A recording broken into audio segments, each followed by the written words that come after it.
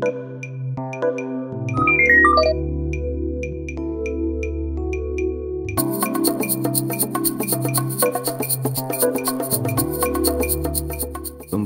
air. Jadi air ni secara basic, air ni terbahagi kepada 3, iaitu yang pertama air suci, iaitu dengan nama lainnya air mutlak. Yang kedua air suci tetapi tidak boleh digunakan sebagai ejen penyuci, iaitu yang dinamakan air mustakmal. Dan yang ketiga air mutanajis, air yang terkena najis. Jadi kita akan masuk yang pertama air suci ataupun air mutlak. Apa itu air mutlak? Jadi air mutlak ni dia ada 3 sifat yang asal dia punya core dia. Yang pertama, air mutlak adalah air yang segala air yang turun daripada langit. Ini termasuk air hujan, air salji. Kadang-kadang ada satu negara dia turun air batu dia keras sikit daripada air salji. Jadi segala air yang turun daripada langit. Ini berdasarkan daripada ayat Al-Quran. Wa anzalna minas sama'i ma'an tahura. Sesungguhnya kami, iaitu Allah, telah menurunkan dari langit air yang suci. Yang kedua, air yang keluar daripada bumi ataupun yang ada di bumi. Sebagai contoh, air laut, air suci, air mutlak, air sungai, air perigi. Jadi air-air yang natural yang memang berada di tanah memang boleh digunakan untuk bersuci.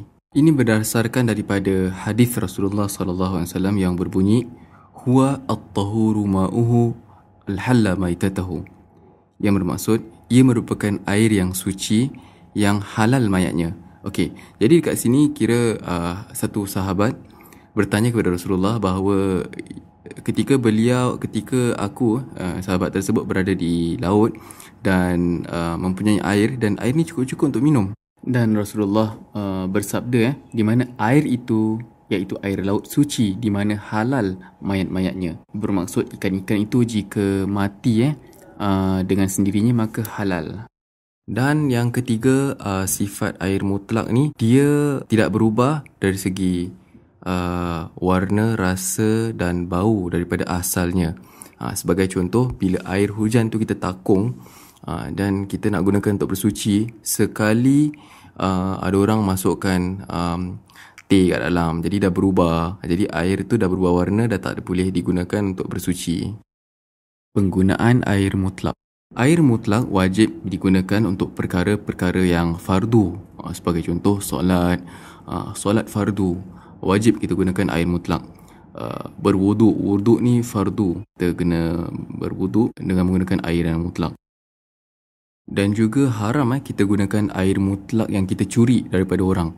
Jika air yang kita gunakan itu terdapat dalam tempayan ataupun bekas yang diperbuat daripada aluminium ataupun besi, dan selepas itu ia terjemur di matahari dalam keadaan kadar yang lama, maka air itu makruh digunakan kerana besi yang terjemur menyebabkan air tersebut akan mengandungi penyakit. Ini makruh kita gunakan. Ini juga yang dinamakan air musyammas dalam bahasa Arab.